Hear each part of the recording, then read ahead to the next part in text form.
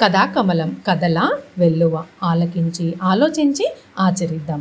23rd June Tuesday, a wonderful day to do the rest of the week's work, right?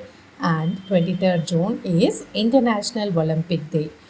The day commemorates the founding of the International Olympic Committee on June 23rd, 1894 and the revival of the modern Olympic Games.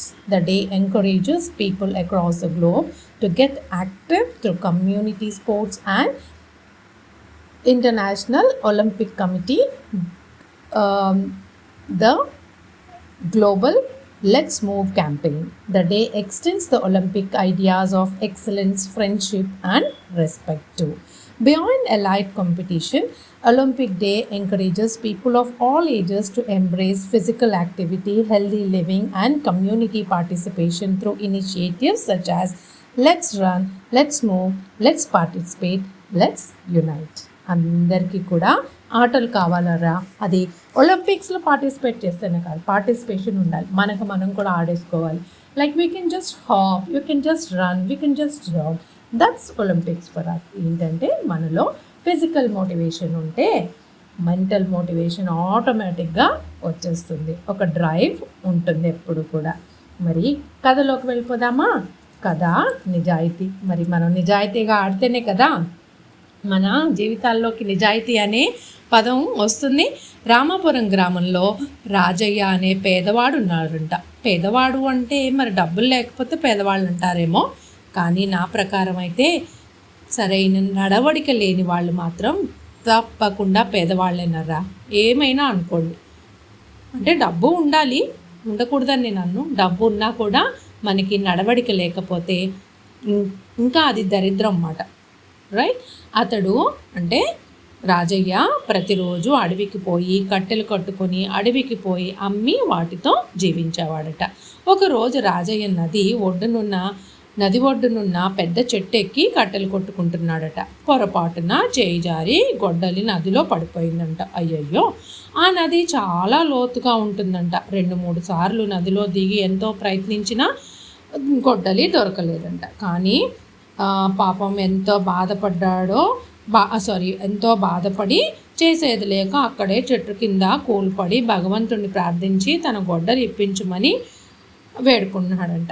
మనం కూడా ఒక్కొక్కసారి అలా చేస్తూ ఉంటాం కదా. అంటే మన ప్రయత్నం మనం చేసి ఇంకా నేను చేయలేను దేవుడా నీదే భారం అని అంటాం కదా. కానీ మన ప్రయత్నం మనం చేయాలి. అది నిజాయితీ అంటే. అతని ప్రార్థనను విని గంగాదేవి ప్రత్యక్షమైందటరా. ఎందుకు విచారిస్తున్నావు అని అడిగింది. తల్లి, నన్ను రక్షించు, నా జీవనాధారమైన గొడ్డలి నదిలో పడిపోయింది, ఎంతో ప్రయత్నించినా అది దొరకట్లేదు అని బాధపడ్డాడంట. సరే ఉండు అంటూ దేవత నీటిలో మునిగి బంగారు గొడ్డలితో ప్రత్యక్షమైందంట. ఇదేనా నీ గొడ్డలి అని బంగారు గొడ్డలిని చూపించింది అట.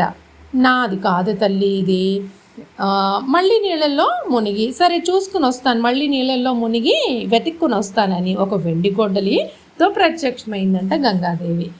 ఇదేనా నీ గొడ్డలి అని వెండి గొడ్డలిని చూపించిందంట. కాదు అని తలాడించాడంట అడ్డంగా, చాలా బాధగా. అంటే తన గొడ్డలి దొరకట్లేదు కదా అని బాధగా ఉందన్నమాట. ఈసారి అతని గొడ్డలితోనే ఎదుట ప్రత్యక్షమైందంట. ఇదేనా నీ గొడ్డలి? చాలా పాతగా ఇనుముతో తయారు చేస్తుంది, ఇదేనా నీది అని అడిగిందంట గంగాదేవి ఏమంటాడో అని.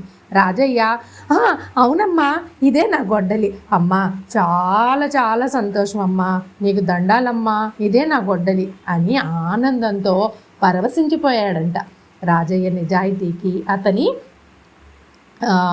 అమాయకత్వానికి మెచ్చి గంగాదేవి 3 గొడ్డళ్ళు ఇచ్చి మాయమైపోయిందంట. చూసారా, రాజయ్య నీతే నిజాయితీ అతనికి ఆ గొడ్డల్ని ఇప్పించింది. కానీ దాని తర్వాత కూడా రాజయ్య నిజాయితీని మాత్రం వదులుకోలేదంట. ఇదర్రా మరి నిజాయితీ కదా. మనందరం నిజాయితీగా ఉందామని అనుకుంటాము, కానీ ఒక్కొక్కసారి పరిస్థితులు వస్తూ ఉంటాయి. కానీ అప్పుడే మనము చాలా నిబద్ధతగా ఉండి నిజాయితీ వైపే మొగ్గు చూపించాలి. సరేనా? మరి ఎందుకంటే మనం కథాకమలాలం కదా, అందుకే ముందు 2 నిమిషాలు, తర్వాత 4 నిమిషాలు మెడిటేషన్ చేస్తే తప్పకుండా నీతి, నిజాయితీ, నిగర్వం అన్నీ వచ్చేస్తాయర్రా నాకు మీకు అందరికీను. ఎందుకంటే కథాకమలం అంటే కథాకమలమే. మరి అభినయ గేయానికి వెళ్ళిపోదాం. అభినయ గేయం కుక్క మాంసం ముక్క. కుక్క మాంసం ముక్క. చూద్దాం. కుక్కకు మాంసం దొరికింది, వంతెన మీదకు పోయింది, నీటిలో నీడను చూచింది, వేరొక కుక్కని తలిచింది, దాని నోట మాంసం ముక్క కాజేయాలని చూసింది, పౌ పౌ మనుచు అరిచింది, నీటిలో మాంసం జారింది, నీటిలో మునిగిపోయింది, కనబడకుండా పోయింది, ఉన్నది కాస్త ఊడింది, తెక్క రోగం కుదిరింది, ఆశకు పోతే బాలలు ఉన్నది కూడా పోతుంది, ఆశకు పోతే బాలలు ఉన్నది కూడా పోతుంది. సర్వే జనా సుఖినో భవంతు, లోకా సంస్థాం సుఖినో భవంతు. జై హింద్. ఉంటాను మరి.